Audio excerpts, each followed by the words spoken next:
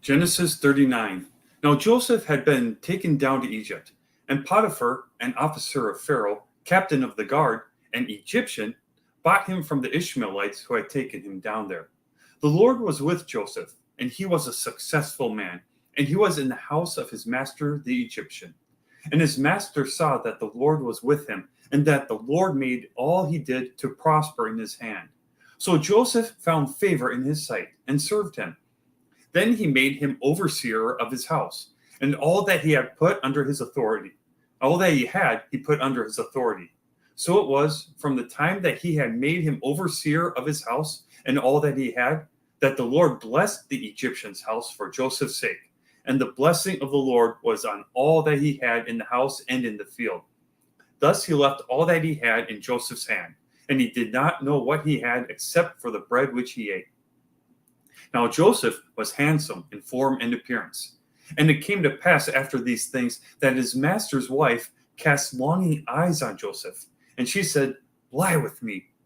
But he refused and said to his master's wife, "Look, my master does not know what is with me in the house, and he has committed all that he has to my hand. There is no greater in this house than I, nor has he kept back anything from me but you, because you are his wife. How then can I do this great wickedness and sin against God?" So it was, as she spoke to Joseph day by day, that he did not heed her, to lie with her, or to be with her. But it happened about this time, when Joseph went into the house to do his work, and none of the men of the house was inside, that she caught him by his garment, saying, "Lie with me." But he left his garment in her hand, and fled and ran outside.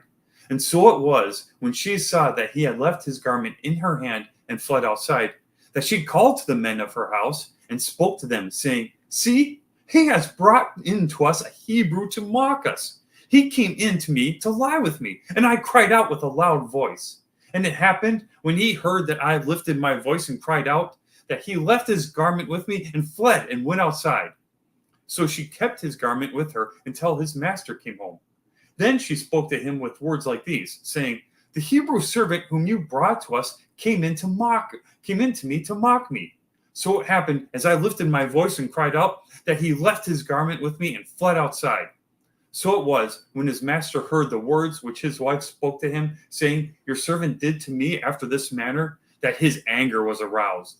Then Joseph's master took him and put him into the prison, a place where the king's prisoners were confined. And he was there in the prison. But the Lord was with Joseph and showed him mercy, and he gave him favor in the sight of the keeper of the prison. And the keeper of the prison committed to Joseph's hand all the prisoners who were in the prison. Whatever they did there, it was his doing.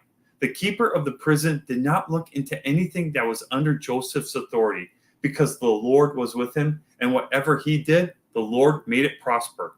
Genesis 39.